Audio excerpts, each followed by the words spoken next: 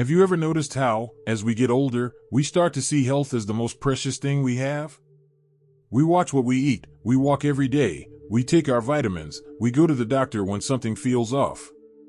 We do all of it because we know, without health, everything else fades away.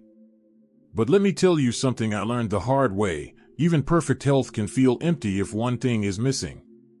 I learned this lesson not from a book, not from a doctor, but from life, in a season when my body was strong, but my heart felt hollow.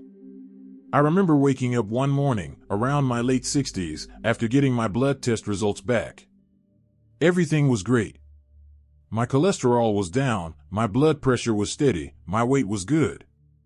On paper, I was healthy. But as I sat at the breakfast table alone, with the quiet of the house pressing in, I realized something unsettling. I didn't feel well. See, nobody tells you this part of aging. We focus so much on the physical, on numbers, steps, supplements, that we forget health isn't just about the body. You can have a strong heart, but if your soul is heavy, if your mind feels lonely, if your days feel empty, then that strength doesn't mean much. That's when it hit me: health means nothing without connection. Human connection, real, warm, meaningful connection, is the one thing that gives all the rest its purpose. You can eat all the right foods, take every vitamin, follow every rule, but if your heart doesn't have someone to share joy, laughter, or even silence with, then your health is just numbers on a chart. I used to think independence meant doing everything alone. I'd say, I don't want to bother anyone, or I'm fine on my own. Maybe you've said that too. But deep down, that's how we start building invisible walls around ourselves. We don't even notice it at first. We stop calling friends because they're probably busy. We decline invitations because we're tired.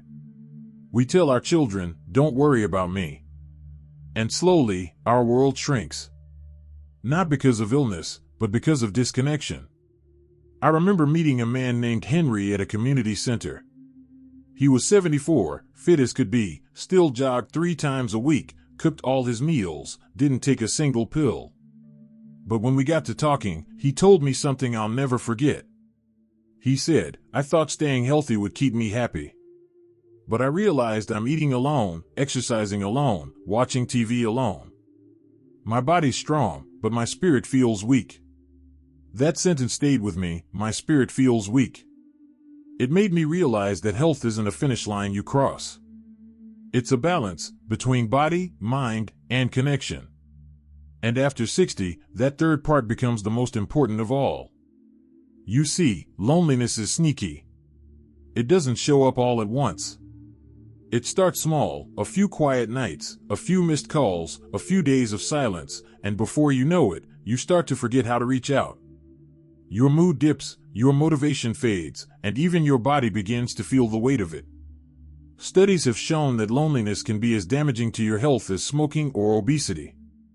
It raises stress, weakens the immune system, and even affects memory.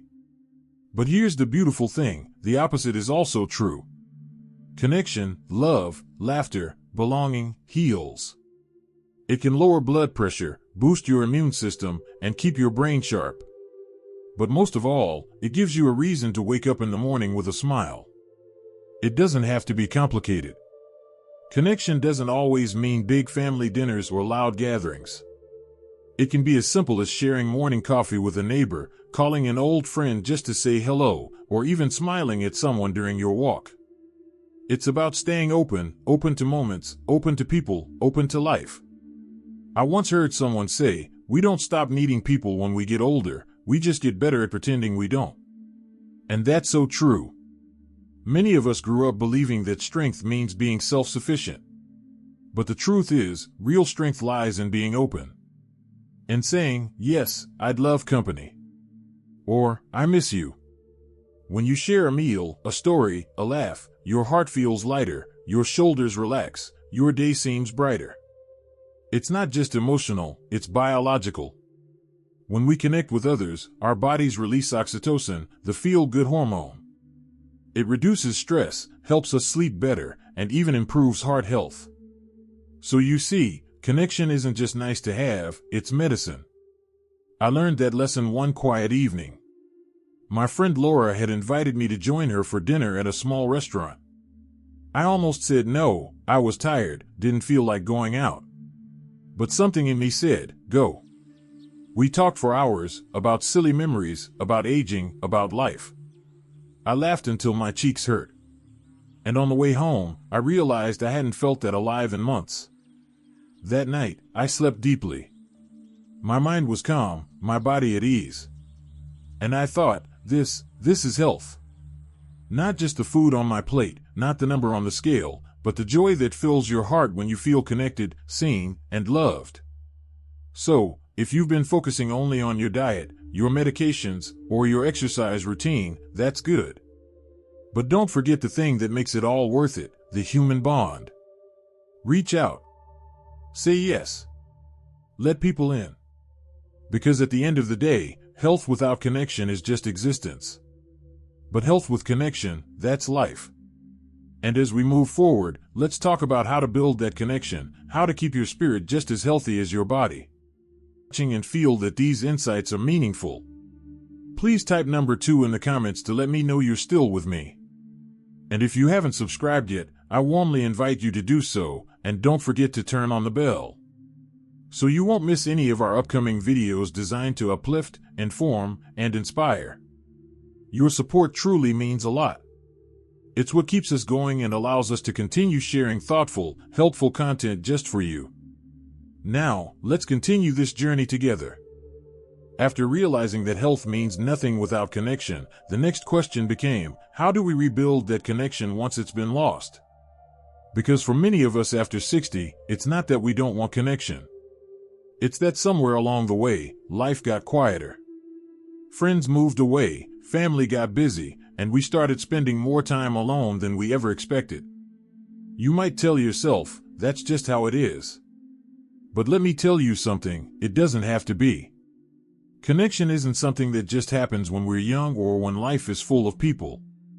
It's something we can create at any age. But before we talk about how to build new connections, we need to talk about something deeper, the walls we build around our hearts. When you've been hurt, disappointed, or simply forgotten by people you once cared about, it's natural to start protecting yourself. Maybe you tell yourself, I'm fine alone, or people always let me down. It's your mind's way of keeping you safe from more pain. But here's the truth, those same walls that protect you also keep out love, laughter, and new friendships. I remember meeting a woman named Carol at a local walking group. She was 71, full of life, but she always walked alone, earbuds in, never really talking to anyone. One day, we ended up sitting on the same bench after the walk, and she told me something that broke my heart. I lost my best friend 5 years ago, she said. After that, I stopped trying to get close to anyone. It's easier this way, less to lose. I understood what she meant. Loss has a way of making us shrink. But connection doesn't replace what we've lost, it reminds us we're still here, still capable of giving and receiving warmth. I told Carol, the best way to honor someone you've lost is to keep your heart open, because that's what they'd want for you. Over time, Carol started joining conversations after our walks. Eventually, she became the one greeting new members. She told me once, with tears in her eyes, I didn't realize how much I missed feeling seen. That's the power of opening up again, it brings life back to your soul. You see, connection isn't just about people, it's about energy. It's about allowing yourself to feel again, to laugh, to listen, to care. And that starts with small, simple acts. You don't have to host a dinner party or start a new club. Sometimes it begins with a single hello. Go back to the places that make you feel alive. Maybe it's your local park, your church, a cafe where people gather, or even a community class. Be present. Smile. Say something kind. You never know who might be waiting for that exact spark of kindness. And don't underestimate the beauty of connection through service. When you help others, you heal yourself too. Volunteering, whether it's reading to children, helping at a food drive, or visiting a care home, can bring more fulfillment than almost anything else. It's funny how when you show up for others, you end up giving your own life new meaning. One of my neighbors, Mr. Daniels, lost his wife of 50 years. For months, he barely left the house. Then one day, he started volunteering at a local shelter, just serving food, talking to people. 6 months later, he looked like a different person. He told me, "I thought I was giving to others, but they're the ones giving me life." Connection doesn't just fill your days, it heals your heart. But let's not forget another kind of connection that's just as important, connection with yourself. When life slows down, it can feel like you've lost your role or purpose. Maybe you're no longer working, the kids are grown, the house feels emptier. And you start wondering, who am I now? The answer lies in rediscovering yourself, your passions, your curiosity, your quiet joys. Connection with yourself means taking time to know what fills you up inside, beyond routines or responsibilities. Maybe it's painting, gardening, journaling, or even learning something new online. You're never too old to explore. In fact, curiosity keeps your brain young. But more than that, it reconnects you to you. A friend of mine, James, once told me he felt invisible after retirement. "I used to be the guy everyone came to for advice," he said. "Now no one needs me." I told him, maybe it's time to need yourself again. A few months later, he started teaching kids how to fix bicycles. He glowed when he talked about it. "I forgot how good it feels to be useful," he said. When you reconnect with your sense of purpose, it's like oxygen for your spirit. It gives you energy that no diet or pill could ever replace. And here's something else, connection with nature. It might sound simple, but it's deeply healing. When you walk outside, breathe in fresh air, feel sunlight on your skin, or watch birds gather on a branch, you're reminded that you're still part of something much bigger. The world is still moving, still beautiful, and you're still part of it. I like to think of connection as a garden. Your health is the soil, necessary and strong.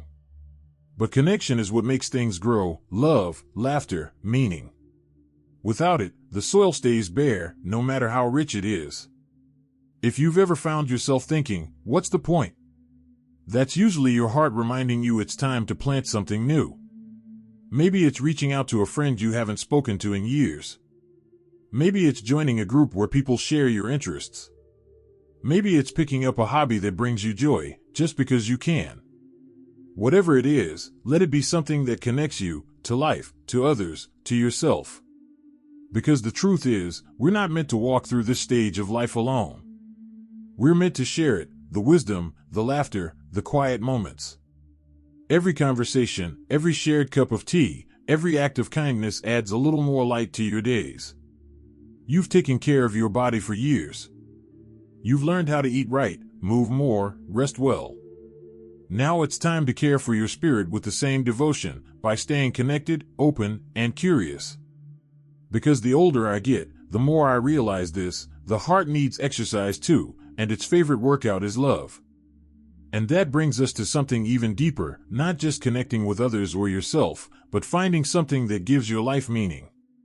Something that makes you feel like you're part of something bigger than just staying healthy. You know, after everything we've talked about, health, connection, and rediscovering yourself, there's still one more piece that ties it all together. It's the one thing that gives meaning to every heartbeat, every sunrise, and every breath we take. That thing is purpose. Purpose is what turns an ordinary day into something worth waking up for. It's not about being busy or productive. It's about feeling that what you do, and who you are, still matters. I think one of the biggest challenges people face after 60 is this quiet question that sneaks into the mind: am I still needed?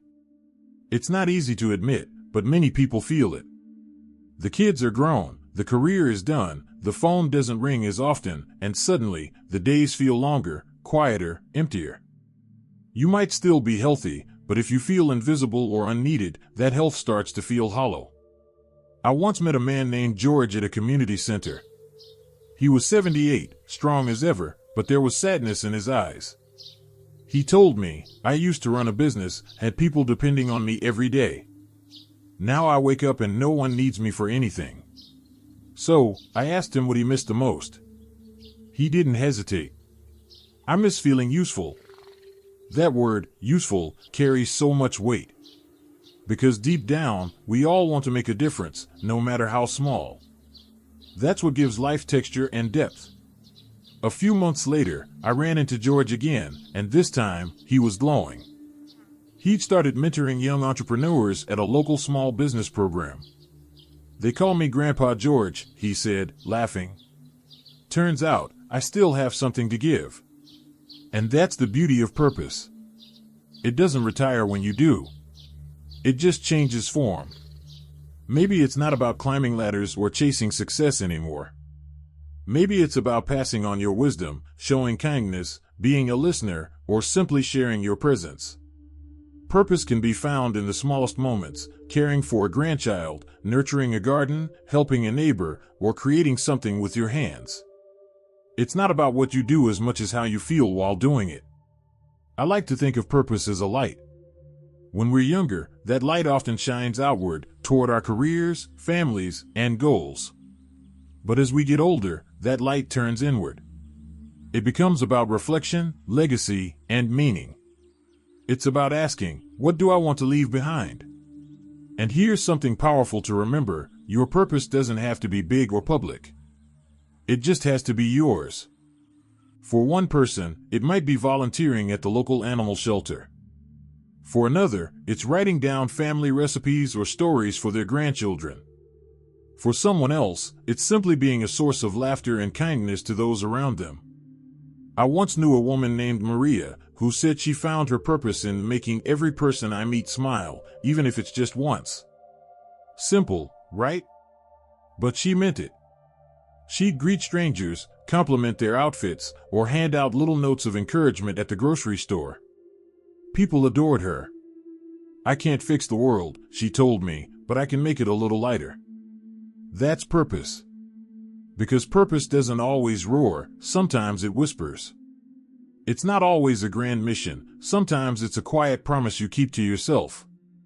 And the truth is, once you reconnect with purpose, everything else starts to align. Your health feels more meaningful because it supports your mission. Your relationships grow deeper because you're bringing energy and joy to them. Your mind feels sharper, your heart fuller. But here's a lesson I had to learn the hard way: you don't find purpose by waiting for it to appear. You create it.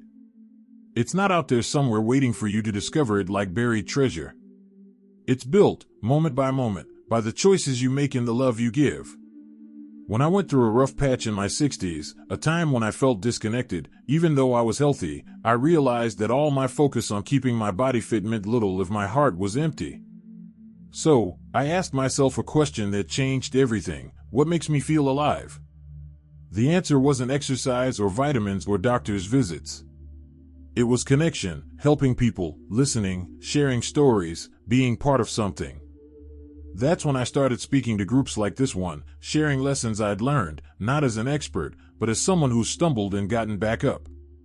That became my purpose, turning pain into something that helps others heal. And that's why I say, health means nothing without purpose. Because health is what keeps you alive, but purpose is what makes you want to stay alive. You can eat the perfect diet, walk every day, and take all your supplements, but if you wake up without excitement, without meaning, without love, then all that health becomes just a number. Life isn't meant to be measured by how many years you live, but by how deeply you live them. So, let me ask you something: what gives your life meaning right now? What makes you smile, makes your heart feel light, or reminds you that you still matter? Whatever that is, do more of it. Don't wait for permission. Don't tell yourself it's too late. Because it's not. It's never too late to live with purpose. If there's something you've been putting off, a phone call you've been meaning to make, a hobby you've wanted to start, a dream you buried years ago, take one small step toward it today. Purpose doesn't arrive in a lightning bolt. It starts as a whisper. And that whisper grows louder every time you listen. And as you go through your days, remember this: you don't need to have everything figured out. You just need to keep showing up, for yourself, for others, for life. Because that's where joy lives. You've earned this chapter of your life, a chapter where you get to live with peace, gratitude, and love. You've spent decades taking care of others, building, giving, working. Now it's time to fill your own heart. So take a deep breath. Look around. You're still here. You still have time. You still have something beautiful to give. And if no one's told you this today, you matter. You are needed. And the world is better because you're in it. So keep taking care of your health, yes. Eat well, move often, rest deeply. But never forget, without connection and purpose, even the strongest body feels empty. Because the real measure of health isn't just how long your heart beats, it's how deeply it feels. Thank you for sharing this time with me today. If this message spoke to you, let me know in the comments. Tell me what brings you purpose, what makes you feel alive. I'd love to hear your story. And if you found this video helpful, please give it a thumbs up and subscribe for more warm, heart-centered conversations about living well after 60. Because you deserve a life that feels just as good on the inside as it looks on the outside. Here's to health, love, and purpose, and to living your best life at any age.